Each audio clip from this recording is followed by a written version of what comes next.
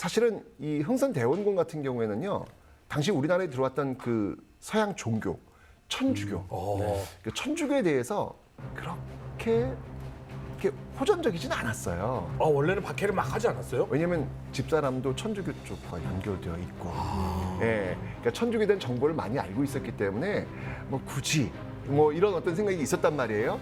그래서 그 천주교 프랑스 신부들을 통해 가지고 지금 러시아가 지금 국경선이 지금 맞닿았잖아요.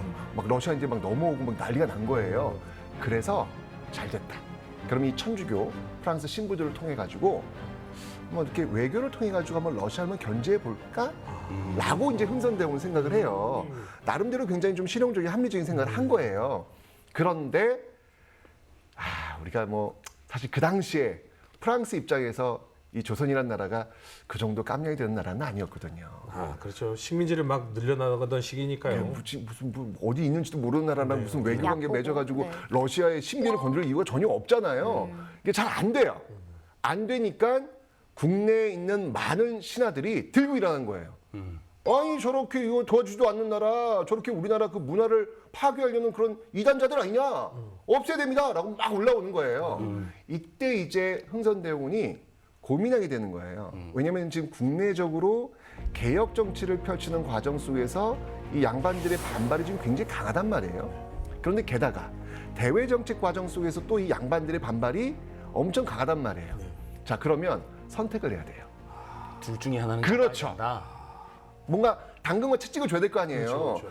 대내적으로 왕권 강화라고 하는 것들을 계속 밀고 나가야 되는데 그러기 위해서는 양반들의 반발은 심할 수밖에 없단 말이에요. 그런데 대외적인 것마저도 계속해서 이 반발을 줄 수 있는 빌미를 주는 것은 옳지 않다라고 이 흥선대원은 판단한 거예요. 그러면서 흥선대원이 이제 결심을 한 거죠. 알았어. 너희들이 그렇게 원한다면 들어줄게. 뭘 원해? What do you want? 천주교 신자들을 가만두시면 안 됩니다. 이때부터 이제 박해가 이루어지는 거예요. 이게 그 유명한 1866년 병인 박해가 되는 겁니다. 예, 오늘 우리가 이제 이 이야기를 풀어나갈 이 병인 양요의 배경이 되는 게 바로 이 병인 박해인데, 이때 정말 천주교 신자들이요 한 8,000명 정도 죽었어요. 혹시 그 양화대교 쪽에 가시면 절두산. 그렇죠. 네. 김대건 안드레아 신부님이 맞습니다. 네. 그 절두산 성지 절두산의 뜻이 뭔지 아세요? 머리를 잘랐어요? 맞습니다. 여기서 이 천주교 신자들이 정말 죽어 나가요. 근데 한 명씩 한 명씩 머리를 자르기는 너무 많은 거예요. 그래서 어떻게 했냐면 천주교 신자들을 딱 누이고요. 그 머리에다 이렇게 정확히 딱 일렬로 딱 누인 다음에 그 나무, 큰 나무 있죠. 큰 나무를 들어 올려가지고 떨어뜨리는 거예요. 머리 쪽으로.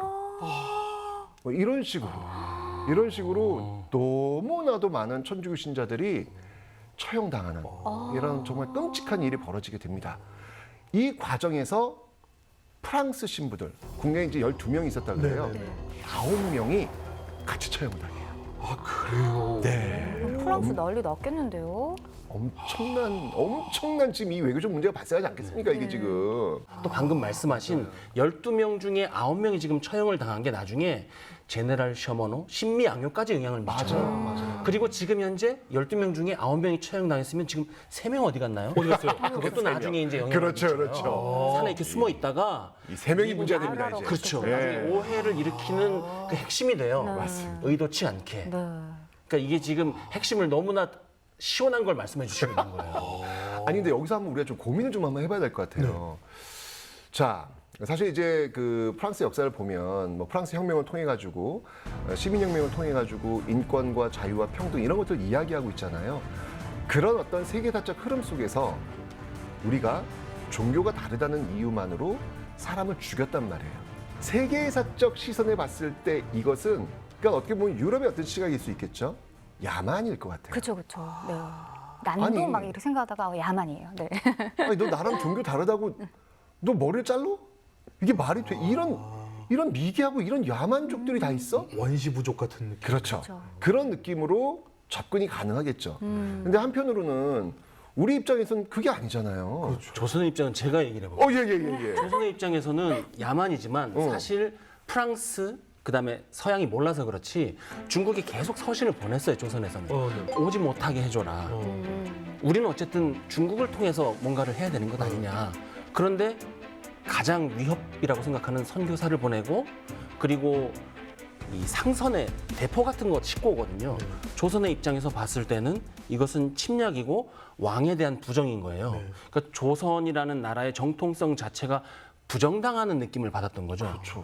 그러니까 이게 결국은 서로의 관점이 너무나 다른 그러니까. 문명의 충돌인 거예요. 맞아요. 지금 정확히 지금 해주셨는데 전 세계 다 실제 보다면 야, 종교단어도 이렇게 사람을 죽이냐? 이건 어떻게 보면 야만일 수 있는 거예요. 그러니까 이런 어떤 그 야만과 근대의 어떤 그 경계선상에서 지금 말씀하신 대로 어떤 문명의 충돌이 지금 벌어지고 있는 상황이 바로 이 상황이 아니었을까라는 생각이 듭니다. 자, 어쨌든 이런 일이 벌어지니까 난리가 난 거예요, 지금. 아까 지금 남 박사님 말씀하신 대로 그 3명의 이 키, 예, 이 중에서 한 명이 탈출을 합니다. 중국으로. 왜냐하면 이게 말이 안 되는 일이 벌어진 거잖아요, 지금. 그럼 통나무로 머리 쪼갠데. 그러니까 이런 야만적인 어떤 이런 사람들 이거 혼내줘야 됩니다. 라고 가서 쉽게 잃은 거죠. 예, 여기 이제 중국에 와 있었던 그 프랑스 함대에 가가지고 잃은 거예요. 그 사령관 그 얘기를 듣고 어떤 반응을 보였을까요? 내가 가만 안 둘 거야. 맞습니다. 근데 이제 중요한 건 뭐냐면 당시 이제 외교적 관계 속에서 중국하고 조선의 관계 있잖아요. 청과의 조선의 관계. 그러니까 이제 프랑스 입장에서는 이게 청나라가 이거를 혹시 방관한 거 아니야? 라고 의심할 수 있겠죠. 그렇죠. 예, 그리고 청과 조선의 관계가 외교적 관계에서 봤을 때 무슨 뭐 조공도 바치고 뭐 좀 그런 것 같은 걸 보니까 뭐가 청나라에 영향을 주는 것 같아. 그렇죠. 청나라 일단 쪄야 되겠다. 이렇게 판단해가지고 협박을 들어가는 거예요. 너는 왜 이런 일이 벌어지는 건지 설명해봐. 라고 얘기를 한 거죠. 네. 그때 이제 청나라 뭐라고 얘기하면 너 아무 관계 없어요. 네, 우리는 전혀 몰랐어요. 이렇게 얘기를 하는 거예요. 그리고 이 어떤 뭐 조공 관계나 이런 것들은 그냥 예전부터 내려왔던 그냥 관행이자 관습이지. 이 청나라가 조선의 어떤 그 정치에 대해서 관여하고 그런 거 없습니다. 우리는 모릅니다 하고 발을 빼는 거예요. 이거 어떻게 된 거냐 단도직입적으로, 확인했는데 네. 청나라는 발을 빼는 거예요. 왜냐면 청나라도 지금 자기 사는 것도 지금 힘들어 죽겠는데 갑자기 조선까지 연결되면 부담스러운 거예요. 그래서 우리는 몰라요. 라고 이제 발을 쭉 빼버린 것이죠. 그래? 그럼 알았어. 그럼 우리가 알아서 한다? 통보를 한 거예요. 그럼 너희들은 그럼 아무것도 안 할 거지? 그럼 우리가 알아서 할게? 라고 하면서 이 병인 양요의 서막이 드디어 오르게 되는 겁니다. 자, 그래가지고 이때 이 프랑스가 지금 뭐라고 얘기를 하냐면 뭐 기세가 등등합니다. 우리 가가지고 조선의 왕을 갈아치겠다. 이렇게 우리 프랑스 신부들 죽인 사람들 잡아가지고 벌 주고 심지어 왕까지 갈아치겠다라는 아주 호언장담을 하고 출발을 합니다. 이때 프랑스는 어떤 생각을 했냐면 우리가 지금 청나라 지금 이게 청나라도 무릎 꿇었는데 그거 보니까 청나라에 그 작게 붙어있는 나라인데 이 조선 정도야 뭐 가볍게 그냥 살짝 마사지만 해주면 바로 항복할 거야 라고 하는 어떤 그런 자신감 이 자신감을 갖고 출발했죠.